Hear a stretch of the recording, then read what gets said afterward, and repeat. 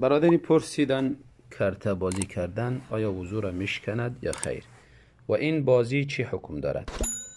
شاید مراد از کرته پربازی را بگویند که ورقای خاصی است، به صورتی کارت ساخته میشه و بالاش نقش و نگار خاصی است. خودی انسان های پرباز میدانم، من البته وصفی از او را درست نمیدانم، و گاهی با همراهش قمار است و گاهی نیست، گاهی فقط وقت ساعتی خود تیر میکنه.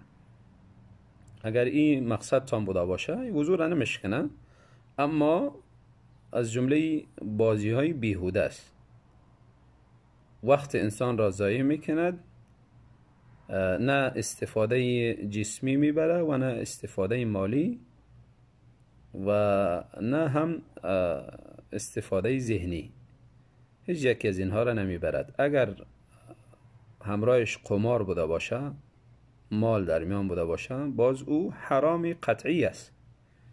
پس از این تو بازی ها انسان خودداری کند. برادری پرسیدن شخصی ویتر میخواند و باز در 2 رکعت سلام میدهد به فراموشی، یعنی در رکعتی سوم استاد نمیشه، آیا این شخص ویتر را از سر میخواند یا اینکه سجده سهو میکنه؟ برادری محترم، طریقه خواندن 3 رکعت ویتر را در سوال دیگری وضاحت دادیم. طریقه درست خواندن 3 رکعتی ویتر است که هر 3 رکعت را، یکی از طریقا، هر 3 رکعت را در یک سلام میخواند، یعنی در رکعت دوم در تشهد نمیشینه، استاد میشه، 3 رکعت در یک تشهد میخواند، سلام میدهد. و طریقه دومش 2 رکعت میخواند، سلام میدهد و بعد از او استاد شده 1 رکعت خوانده سلام میدهد. اما در 2 رکعت در تشهد خوانده استاد شود و این طریقه اساس و ثبوتی درست ندارد و همچنان مشابه به نمازی مغرب است، باید از این خودداری شود.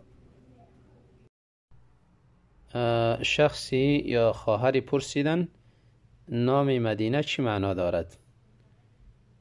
مدینه شهر میگن، در زبان عربی مدینه شهر میگوین، جایی که مردم زیادی در اونجا زندگی کنه و همچنان به این نام شخصی اگر دختر خود نامگذاری میکنه اشکالی نداره، بنا به محبتی که به مدینه منوره دارد نام خود مدینه میگذارد و بسیار دخترها و زنها به نام مدینه هستند، اشکالی نداره. و همچنان به نام طیبه، یکی از نامهای مدینه است. طیبه به معنی پاکیزه، پاک. برادری پرسیدن قسم به شیر مادر میخورد و اما به وعده خود هم وفا نمی کند، آیا گناهگار می شود یا خیر؟ برادری محترم، قسم به شیر مادر خوردن شرک است و ناجایز است و اما عدم وفا به وعده و این کار ناپسند و گناه است، به این گناهگار می شود. و اما اگر فراموش کرد به فراموشیش مؤاخذه نمیشه. کسی اگر انکار کرد که ما وعده نکردم یا اگر وعده کرده فراموش کرده، پس به فراموشی مؤاخذه نمیشه. برادری پرسیدن آیا بوسه و یا هم در آغوش گرفتن زن طهارت را میشکند یا خیر؟ برادری محترم، لمس کردن زن یعنی دست کشیدن زن یا بوسه گرفتن یا هم او را در آغوش گرفتن، هیچ یک از اینها طهارت را نمیشکند. در آیت که میآید اولا مستم النساء، اونجا مراد جماع است به قول راجح اهل علم، اگرچه بعضی علما اونجا مجردی لمس یعنی دست کشیدن گرفتن و این قولی مرجوح هست، یعنی درست نیست، الا این که ای بوسه گرفتن و یا هم دست کشیدن و یا هم در آغوش گرفتن سببی بیرون شدن آبی مزی شود. آبی مزی آبی است که در اثر شوخی با همسر از وجود انسان با قوت بیرون نمیشه، بلکه آهسته آهسته بیرون میشه. اگر با قوت بیرون شد بعد او را آبی منی گفته میشه، در او غسل واجب میشه. اگر آبی مزی بیرون شد، یعنی آبی که آهسته آهسته بیرون شد در اثر شوخی، این را آبی مزی گفته میشه. در این بالای انسان طهارت واجب میگرده اما غسل واجب نمیگردد. برادری پرسیدن شخصی را برای نماز بامداد بیدار میکنیم اما او راضی نمی شود، میگوید من را برای نماز بیدار نکنید. آیا ما این را اگر بیدار نکنیم گناهگار میشویم یا خیر؟ برادری محترم، الله شما را جزای خیر بدهد. آنچه که مسئولیتی دینی بالای شما بود انجام داده اید و آنچه را که برای خود دوست داشتید از خیر تلاش کردید که دیگرها هم از او مستفید شود.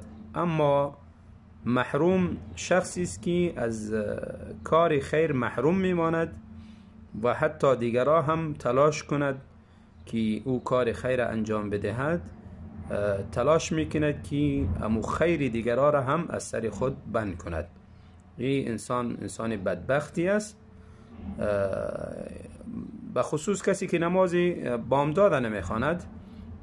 رسول الله صلی الله علیه و سلم میفرمایند ثقیل ترین و گرانترین نماز بالای منافقین نماز بامداد و نماز عصر است.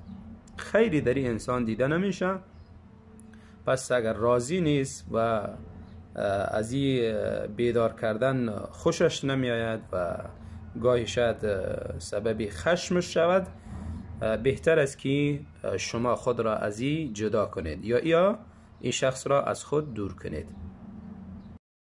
برادری پرسیدند بعد از هر نماز برای پیامبر صلی الله علیه و سلم درود میفرستم، آیا جایز است یا خیر؟ برادری محترم، درود به رسول الله صلی الله علیه و سلم اجر و ثواب زیادی دارد. کسی یک درود به رسول الله صلی الله علیه و سلم میفرستد 10 نیکی و رحمات پروردگار بالایش پایین می شود.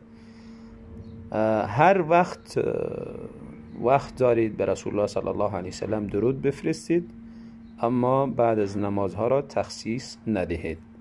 هر وقتی که در توانتان بود، فرصت داشتید، درود به رسول الله صلی الله علیه و سلم بفرستید، حتی بعد از نمازها هم بوده باشه، بدون تخصیص. برادری پرسیدن انسانی که در فاحشه خانه وفات میکنه جزای این چی است؟ و همچنان انسانی که در مسجد وفات میکنه. برادری محترم، در فاحشه خانه وفات کردن علائمی از بدبختی یک انسان است و در مسجد در حالت ذکر و اذکار و عبادت وفات کردن علامه نیکی یک انسان است. پس البته این شخصی که در مسجد وفات کرده ما جرأت نداریم که ایره بشارت به جنت بتیم بگوییم جنتی است. این حکم کرده نمیتونیم.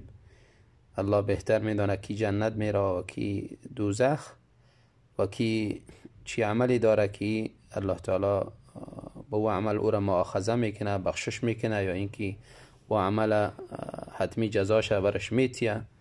این چیز در پیش ما مجهول است. اما شخصی که در فاحشه خانه وفات میکنه نشانه بدبختی انسان است. پس نباید تکفیرش کنیم. نشانه از بدبختیش است. اگر مسلمان بوده باشه کافر حکم نمیکنیم، لکن از الله برش مغفرت میخوایم و علائمی عزیز که انسان بدبختی بوده. برادری پرسیدن مهر پرداخته شده و همچنان فاتحه صورت گرفته، آیا پسر حق دارد که با همسر خود گپ بزند و همچنان جای چکر بروند؟ برادر محترم، اگر ایجاب و قبول شرعی شده باشه، از بچه یا اولیای بچه پرسیده شده باشه و همچنان از دختر اولیای دختر که فلانی را قبول داری و او بگه قبول کردم و جانب مقابل همچنان قبول کند، در این صورت ایجاب و قبول شرعی شده و حق دارن که با هم گپ بزنن و حق دارن که جای چکر برون، اگرچه در خانه خود نیاورده باشه. یعنی رخصتی عمومی گرفته که از خانه دختر از خانه پدرش رخصت شده به خانه بچه هم نیامده باشه، میتوانند با هم چکر بروند. اما اگر ایجاب و قبول نشده باشه، بس در این صورت حقی گپ زدن را هم ندارن و چکر رفتن را هم حق ندارن. برادری پرسیدن دعا میکنیم آیا دسته ها را به چهره بمالیم یا خیر؟ برادری محترم، آنچه که از دعاهای صحیح و درستی رسول الله صلی الله علیه و سلم واضح میگردد، دست را بر چهره مالیدن نیامده. کدام اثری صحیح و حدیثی صحیح از رسول الله صلی الله علیه و سلم در این باره نیامده. حدیثی آمده که رسول الله صلی الله علیه و سلم بعد از دعا دسته هایشان را بر چهره مالیدن. این حدیث بعضی علما ضعیف و نادرست حکم میکنن و بعضی ها هم به درجه حسن حکم میکنن. پس کسی که اگر دسته های خود را بعد از دعا به چهره نمالید، کاری بهتر و مطابق سنت را انجام داده، و اگر کسی مالید بنا به او حدیث استدلال به او حدیث کرد، کدام اشکالی نداره، بالایش انکار نمی شود.